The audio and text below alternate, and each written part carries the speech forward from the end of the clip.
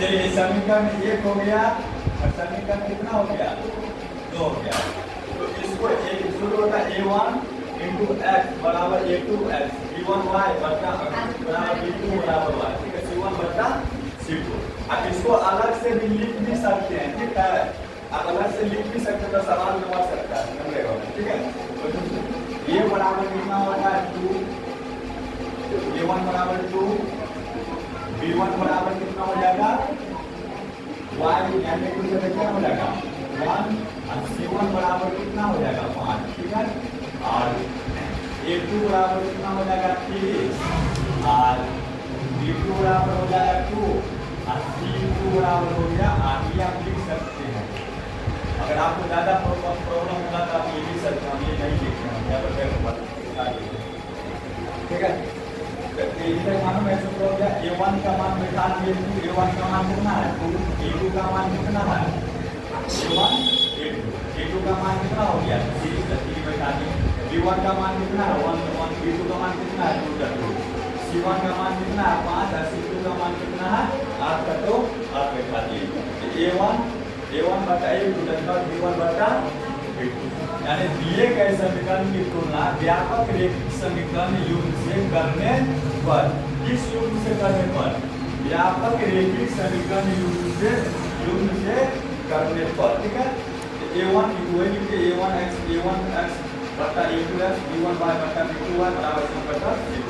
ये आपको सवाल में नहीं लिखना, ये अलग से आपको समझना होगा कि कैसे बनाते हैं, तो आप इस पर बैठा दीजिएगा ये सूत्र कैसे होगा। आपको ये नेक्स्ट याद करेंगे, सूत्र याद करना, ठीक है। x बराबर b1 बटा c2 माइनस b2 इंटू, ये नहीं पूछा क्या इंटू है, इंटू का मतलब होता है गुना, इंटू का मतलब क्या होता है y बराबर c1 into a2 minus c2 minus a2, इसीलिए इसको समझा दे। देखिए b1 b2 c1 हो गया। अब देखिए आगे b2 c1, अब y पर चलिए c1 a2, इसको समझने के लिए वाले अपना साइड बनाइए, क्या ये अपना साइड समझिए। अब माइनस c2 इंटू a1, अब 1 बराबर चलिए a1 b2, मतलब कोना कानी लिखना है, क्या करना है कोना कानी a2 b1, ठीक है। अब देखिए x लिखिए, अब सभी का क्या करना है मान बैठा देना, देखिए x लिखिए, देखिए b1 का मान कितना है,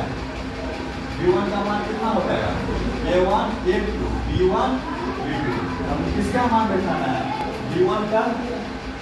का मान कितना है, b1 का मान कितना दिया है 1 दे दिए हैं, जब b1 के जगह पर क्या बैठा दीजिएगा, अब बोले तो इंटू हो जाता है, इंटू का मतलब गुना हो जाता है। अभी कितना है c2, तो c2 का मान कितना है, c2 का मान कितना है और c1 का c2 का मान 8 में होगा, ये ना आ गया 8, अब माइनस है तो माइनस, b2 का मान कितना होगा बताइए, हाँ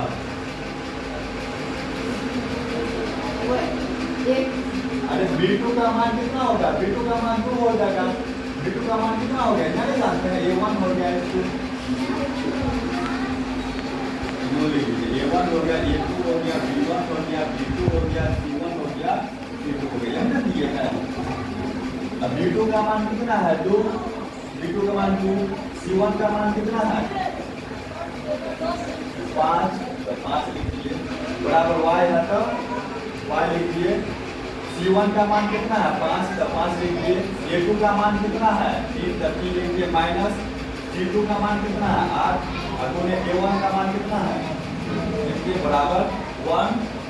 a1 का मान कितना है 2, तो 2 लिखिए, गुना b2 का मान कितना है 2, तो 2 लिखिए, माइनस है तो माइनस a2 का मान कितना है 3, तो 3 लिखिए, और b1 का मान कितना है 1,